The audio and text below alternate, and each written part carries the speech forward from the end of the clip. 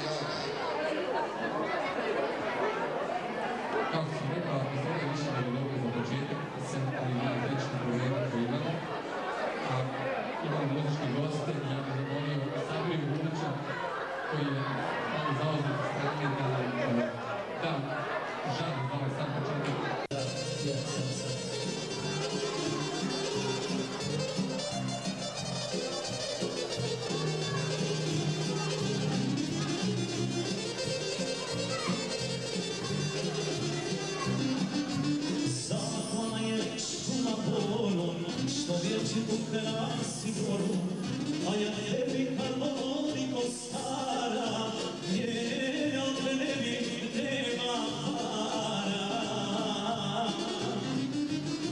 A ja tebi harmoniko stara, jer od tebi nema para.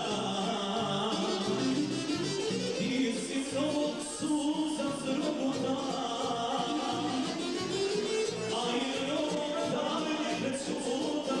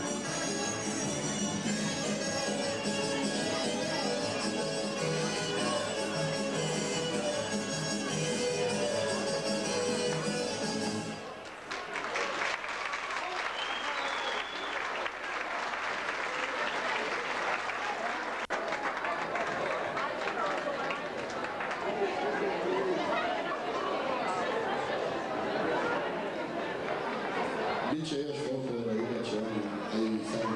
Sad bih vas zamolio za malo pažnje, da sjedite. Radio televizija Mostar je bila u Vlasenici i obišla je mjesto gdje se nalazila Hajrija džamija. Pri tome je napravila jedan kratki film o tome i sada ćete to vidjeti.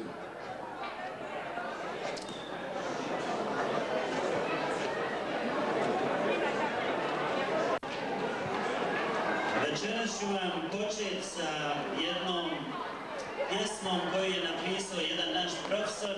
Poslije ću vam reći njegovo ime, Ljubav prema njemu, naslov je ove pjesme. Kad cvjetovi procvjetaju, kad ruže zamirišu, kad potoci klopočaju, duše od radosti uzdišu. Ljudi se vesele, život je lijep, ne radimo ništa loše, ne budi slijep. Sve što imamo on nam je dao, cijenimo i volimo njega. Neće biti ljubavi i sreće ako se živi bez njega. A da ljudi znaju šta je Božja tajna, uvijek bi bili u imanu, sreća bi bila trajna. Onaj što nas je stvorio, mi se divimo samo njemu, u knjizi našoj što je govorio, budimo dosljedni svemu. Njegova milost je neizmjerno velika, borimo se za taj dan, a naša ljubav prema njemu je tolika da živimo za njen blagodat. Nagradite jednim aplauzom profesora Amira Čamparu.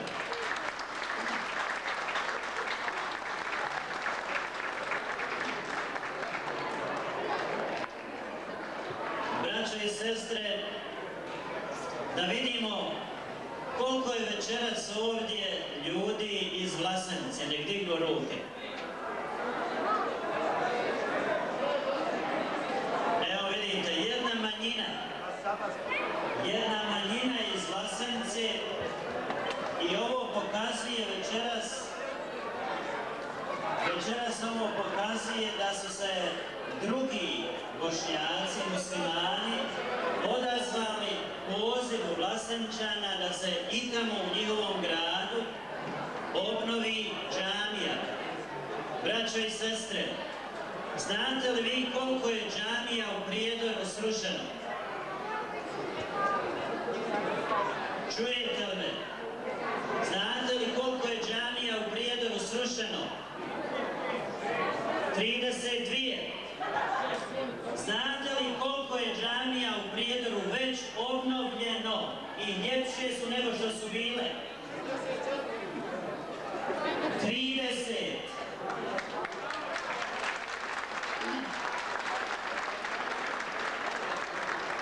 U Vlasenici jedna, koliko se ja sjećam, bila je džamija Hajrija, srušena je.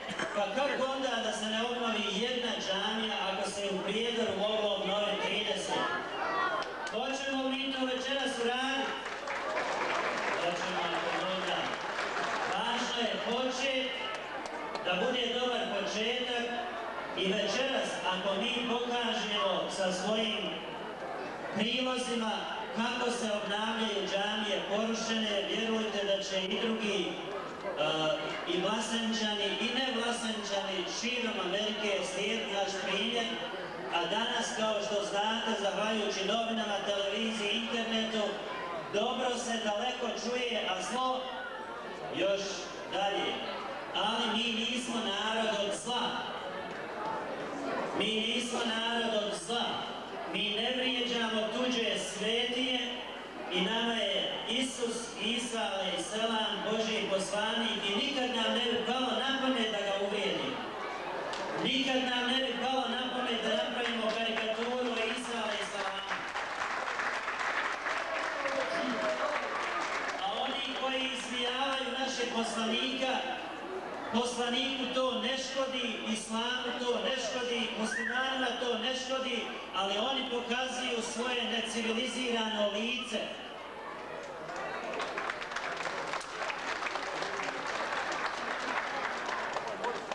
Ko je naš uzor? Naš uzor je poslanik, alejselam.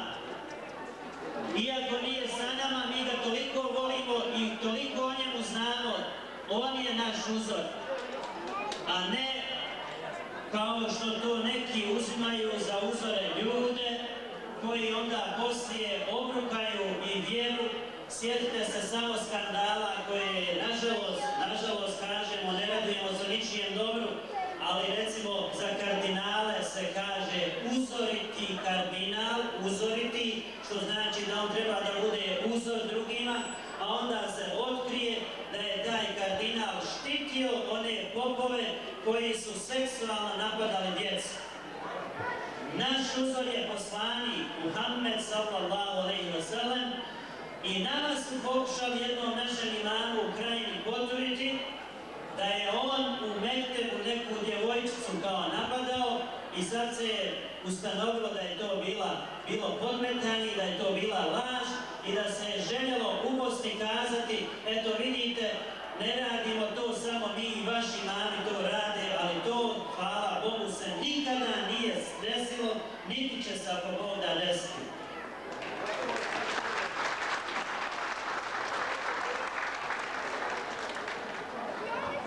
Braćo i sestre, molim vas, vodite računa o svojoj djeci. Ovo što smo večeras ovdje vidjeli je lijep primjer kako se čuva svoja vjera, svoja kultura, svoja tradicija. Sve ovo treba da nam služi na ponos. Vi koji imate djecu, molim vas, uključite ih u ove sekcije, jer će se tako najbolje održati